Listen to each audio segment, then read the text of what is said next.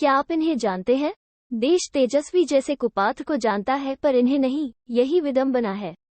अद्भुत अकल्पीय व्यक्तित्व। आपसे कोई पूछे भारत के सबसे पढ़े लिखे व्यक्ति का नाम बताइए जो डॉक्टर भी रहा हो, बैरिस्टर भी रहा हो, IPS अधिकारी भी रहा हो, IAS अधिकारी भी रहा हो, विधायक, मंत्री, सांसद भी रहा हो, चित्रकार, फोटोग्राफर भी रहा हो, मोटिवेशनल स्पीकर भी रहा हो, पत्रकार भी रहा हो, कुलपति भी रहा हो, संस्कृत, गणित का विद्वान भी रहा हो, इतिहासकार भी रहा हो, समाजशास्त्र, अर्थशास्त्र का भी ज्ञान रखता हो, जिसने काव्य रचना भी की हो। अधिकांश लोग यही कहेंगे, क्या ऐसा संभव है? आप एक व्यक्ति की बात कर रहे हैं या किसी संस्थान की? पर भारतवर्ष में ऐसा एक व्यक्ति मात्र 49 वर्ष की अल्पायु में भयंकर सड़क हादसे का शिकार हो इस संसार से विदा भी ले चुका है। उस व्यक्ति का नाम है श्रीकांत जिचकर। श्रीकांत जिचकर का जन्म 1954 में संपन्न मराठा कृषक परिवार में हुआ था।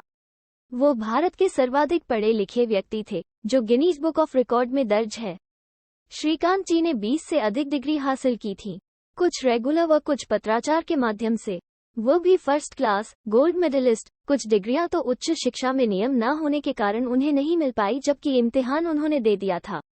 उनकी डिग्रियां, शैक्षणिक योग्यता इस प्रकार थी: MBBS, MD gold medallist, LLB, LLM, MBA, bachelor in journalism, Sanskrit में D.Litt की उपाधि, university topper, MA English, MA Hindi, MA history, MA psychology, MA sociology, MA political science, MA archaeology, MA anthropology. Shrikant ji 1978 batch के IPS व 1980 batch IAS अधिकारी भी रहे।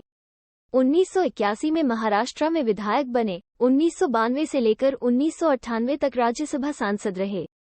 श्रीकांत जिचकर ने वर्ष 1973 से लेकर 1990 तक तमाम यूनिवर्सिटी के इम्तिहान देने में समय गुजारा।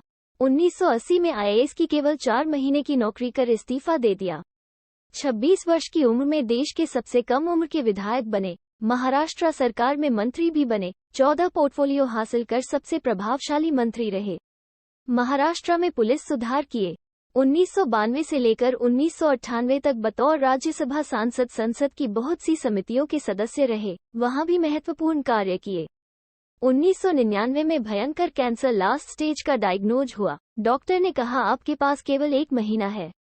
अस्पताल पर मृत्युशैया पर पड़े हुए थे, लेकिन आध्यात्मिक विचारों के धनी श्रीकांत जिचकर ने आस नहीं छोड़ी। उसी दौरान कोई सन्यासी अस्पताल में आया, उसने उन्हें ढांढस बंधाया, संस्कृत भाषा शास्त्रों का अध्ययन करने के लिए प्रेरित किया। कहा तुम अभी नहीं मर सकते, अभी तुम्हें बहुत काम करना है। चमत्कारिक तौर से श्रीकांत जिचकर पूर्ण स्वस्थ हो गए। स्वस्थ होते ही राजनीति से संन्यास लेकर संस्कृत में D.Litt की उपाधि अर्जित की। वे कहा करते थे, संस्कृत भाषा के अध्ययन के बाद मेरा जीवन ही परिवर्तित हो गया है। मेरी ज्ञान पिपासा अब पूर्ण हुई है। पुणे में संदीपनी स्कूल की स्थापना की। नागपुर में कालिदास संस्कृत विश्वविद्यालय की स्थापना की, जिसके पहले कुलपति भी बने। उनका पुस्तकालय किसी व्यक्ति का निजी सबसे बड़ा पुस्तकालय था, जिसमें 52,000 के लगभग पुस्तकें थीं। उनका एक ही सपना बन गया था, भारत के प्रत्येक घर में कम से कम एक संस्कृत भाषा का विद्वान हो तथा कोई भी परिवार मधुमेह जैसी जीवनशैली से जुड़ी बीमारियों का शिकार न हो। YouTube पर उनके केवल 3 ही मोटिवेशनल हेल्थ फिटनेस संबंधित वीडियो उपलब्ध हैं।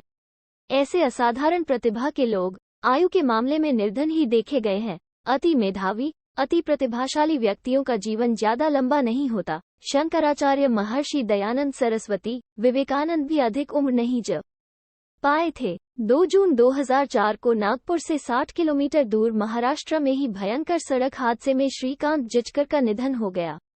संस्कृत भाषा के प्रचार प्रसार व होलिस्टिक हेल्थ को लेकर उनका कार्य अधूरा ही रह गया। ऐसे शिक्षक, चिकित्सक, विधि विशेषज्ञ, प्रशासक व राजनेता के मिश्रित व्यक्तित्व को शत शत नमन। Folded hands.